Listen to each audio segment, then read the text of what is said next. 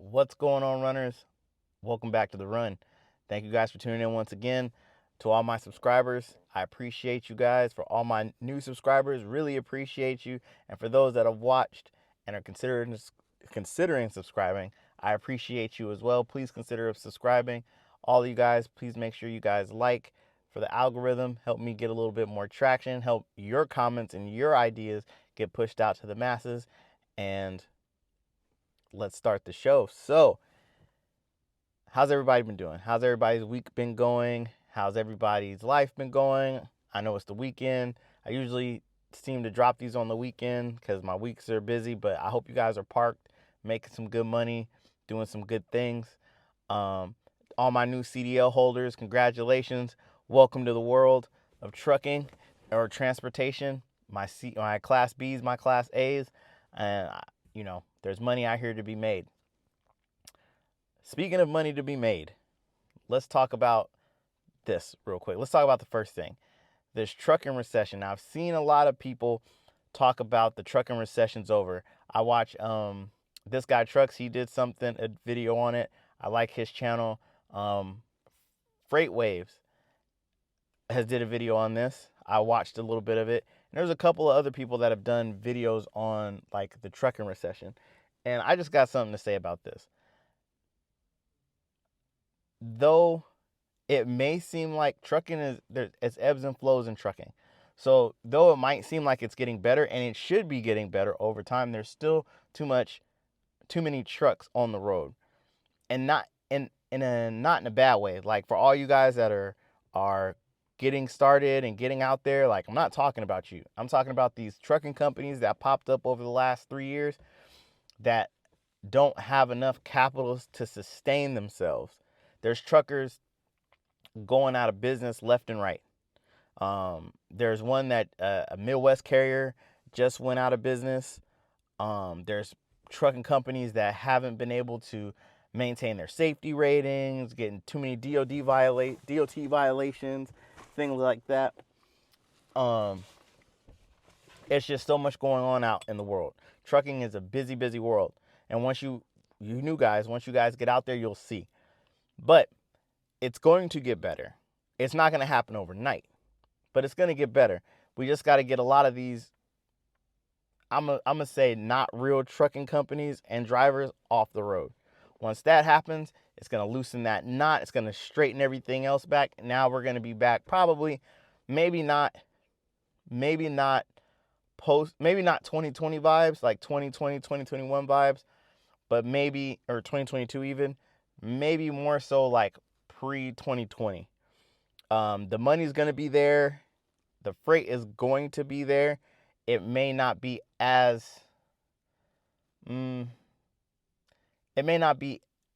demanding. Now, that can change with the new administration that's coming in. And also, how do you guys feel about the election? I know it's been crazy. Everybody's, one side is sad, one side's happy, one side's scared, one side's not. Like, how do you guys feel the election? Let me ask you this. How do you guys feel the election is going to help the trucking industry? There's a lot of talks about tariffs.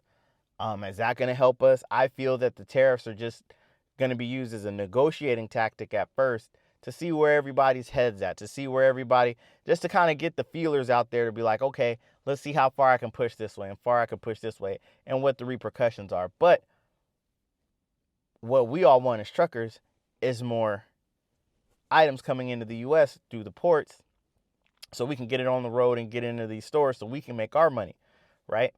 So just ask yourself that question. If you want, comment below. But yeah, what do you think tariffs are really going to do for the trucking industry? Is it going to help us? Is it going to hurt us? I don't think it's going to hurt us. I don't see the trucking industry going anywhere because we're necessary, but So anyway, the trucking recession is still going to be there. It's just slowly kind of getting up. And if you're a new trucker, to the game, I'm not the type of person to withhold information or anything like that. If I were you, I would look up Freight Waves. Go look at Freight Waves. They have a podcast. They have an app. Go look at that. That gives you all the trucking news. If you're going to be an owner-operator, if you're going to be a broker, if you're going to be a shipper, something like that, if that's where you want to be in the transportation industry, that's a good source to get your news from. I'm not sponsored by them, but a lot of the things that I look up for what I want to talk about, I get it from FreightWaves, I get it from Ground News, I get it from Fox News, I get it from CNN, I get it from wherever I can get the news source from. But for trucking specifically, I urge you new truckers to get FreightWaves. So there's that. So I cover little plug there with no money. So anyway, now let's talk about something that I've been wanting to talk about, and I've been saying I'm going to talk about this for a while, but I haven't, and that's just because the election and a lot of things have been going on in my life that I haven't been able to get this content out. But the Pepsi layoffs. Now, here's the crazy thing.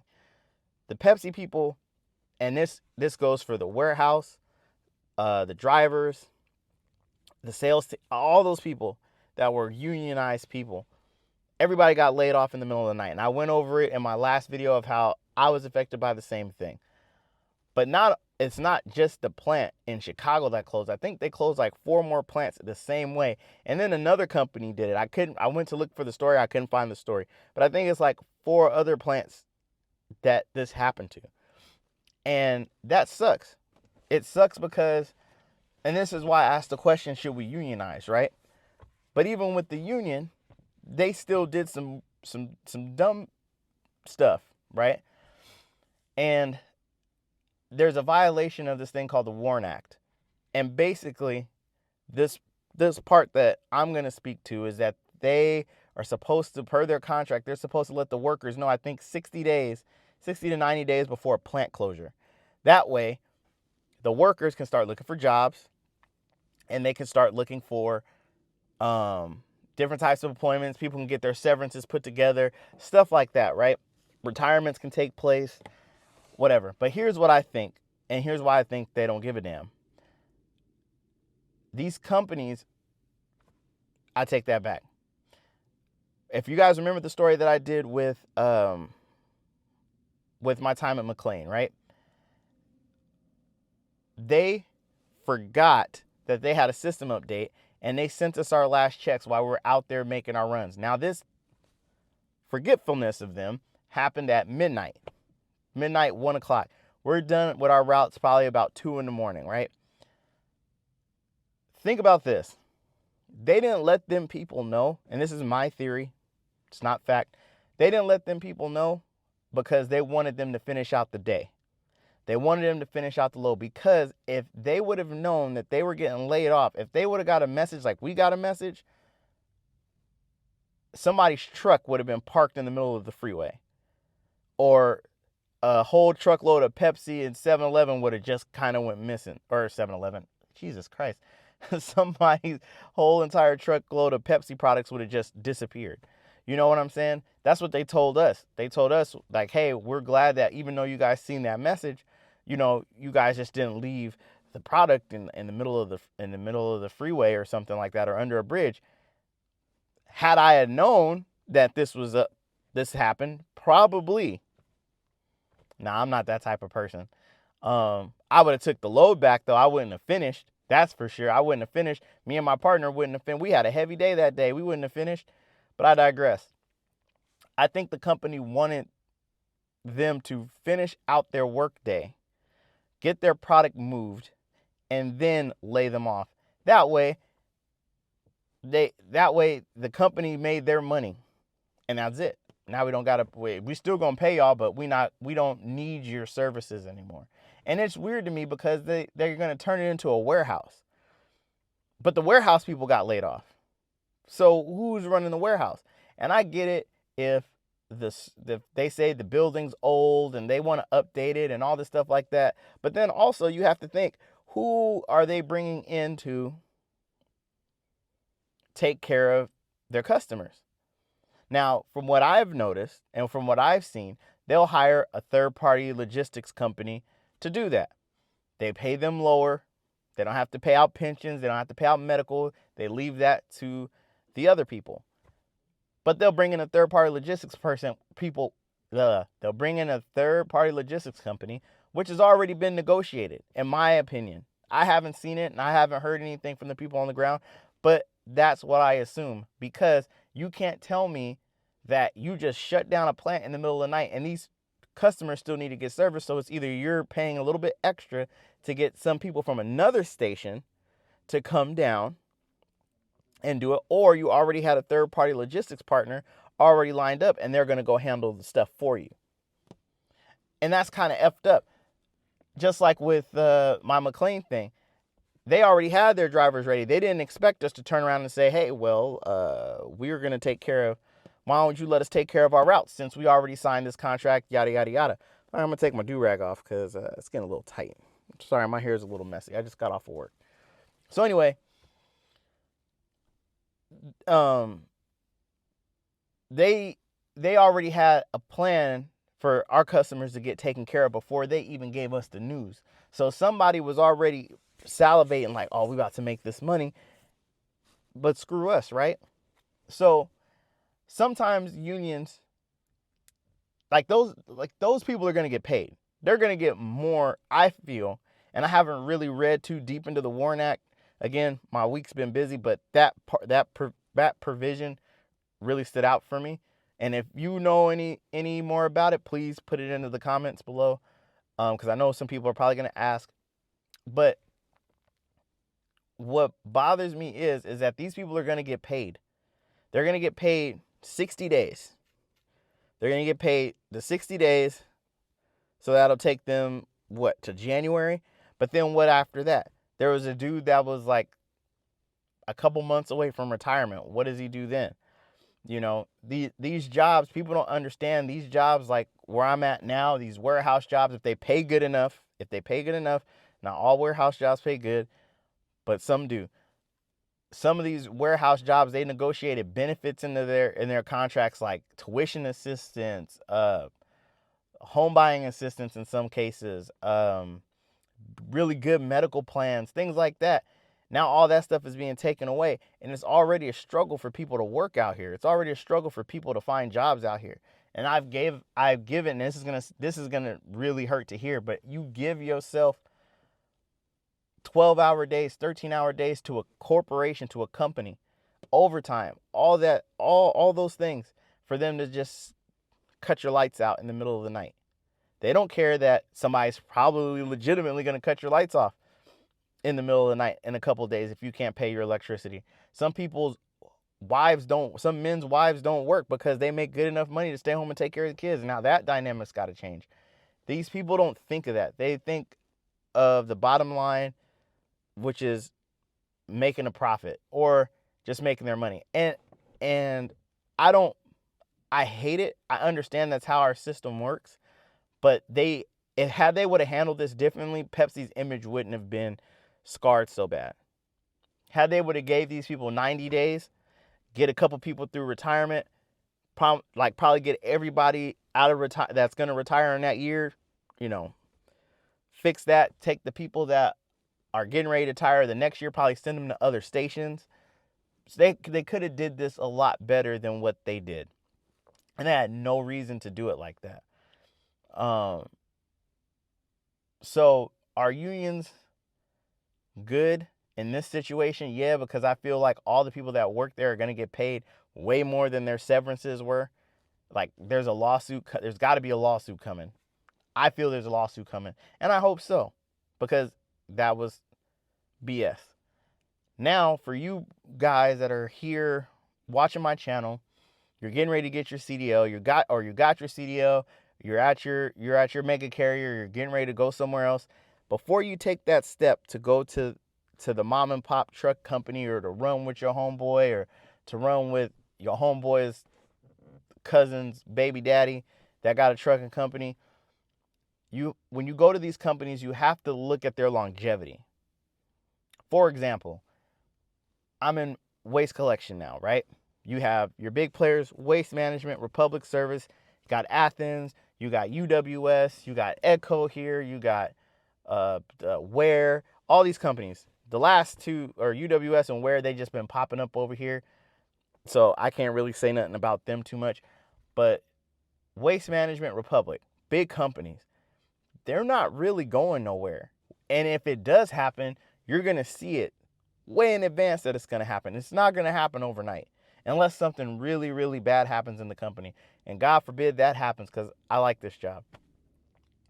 But when you get ready to go and step into your next trucking career or level up, you got to look at the stability of the company.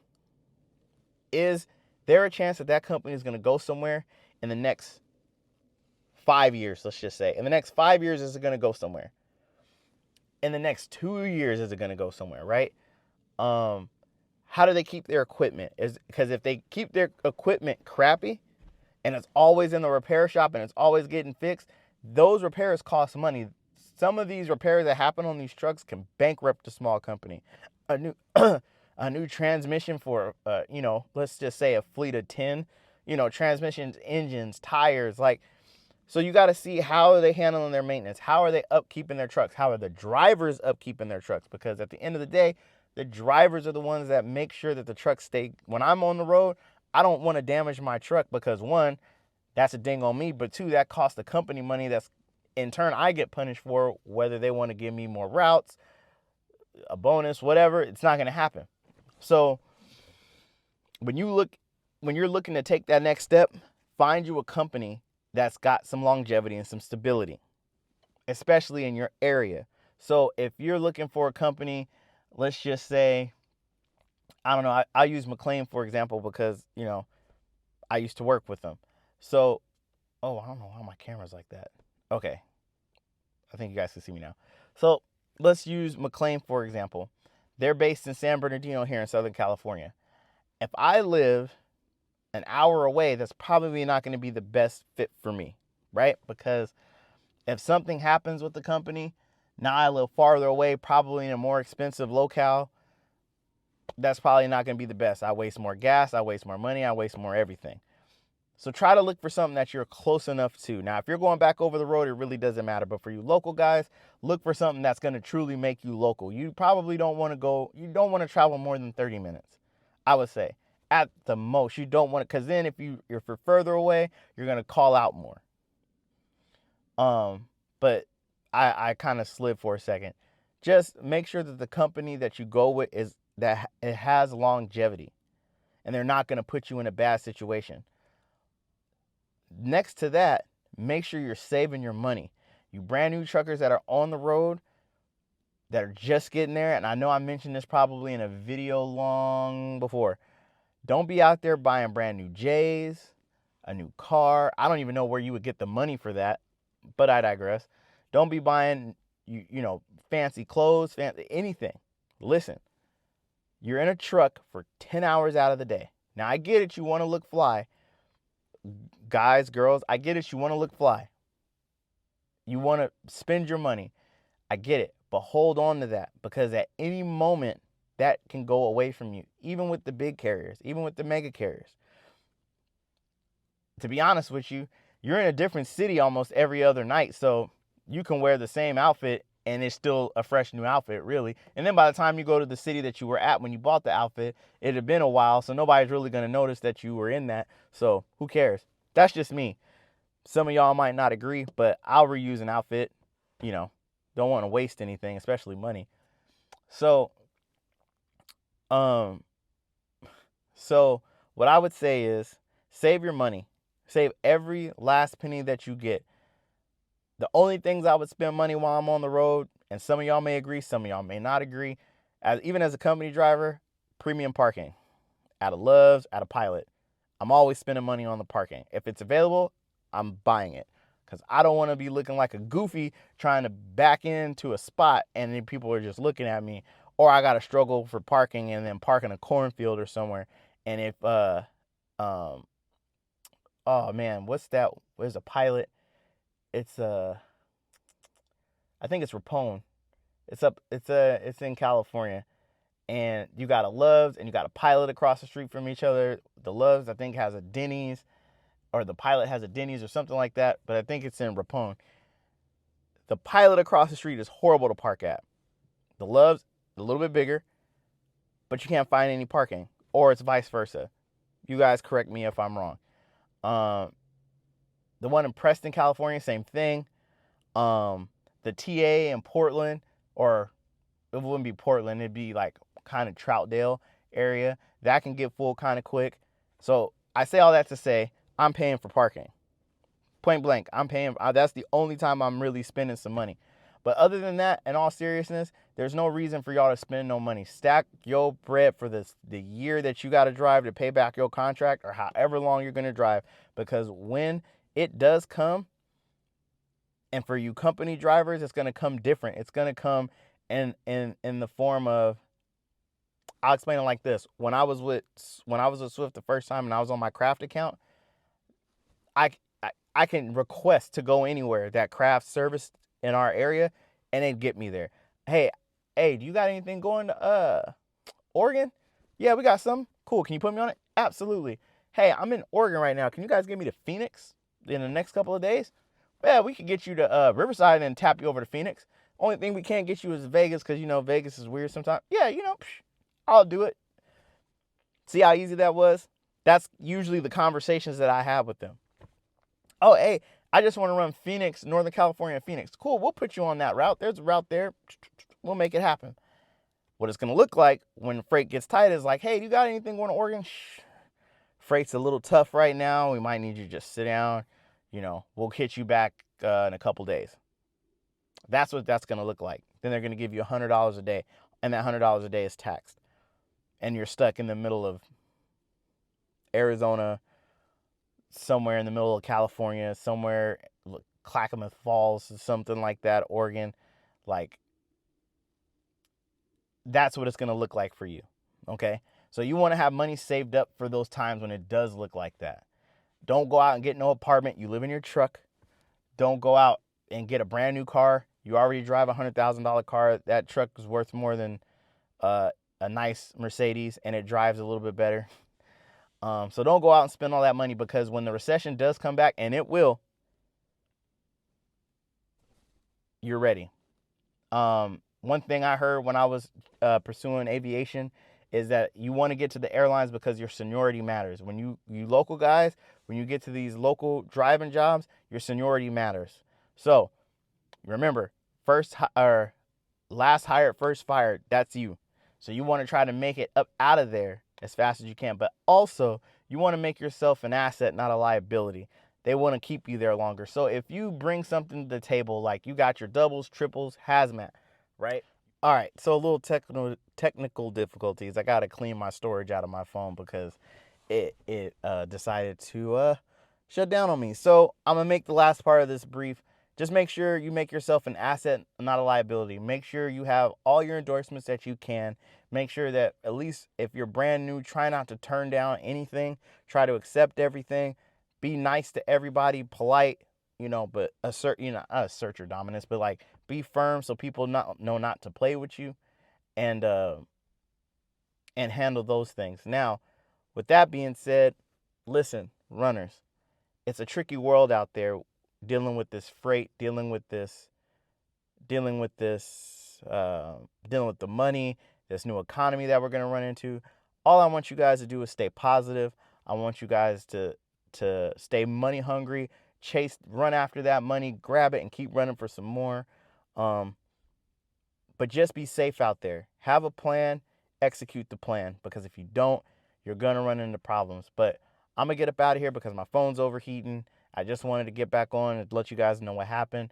I'll drop another video. I'm going to record one tonight and I'm going to drop it later. But you guys stay blessed, stay loved, and just take care of you guys yourselves. Take care of yourselves, Jesus. And I will holler at y'all on the next one.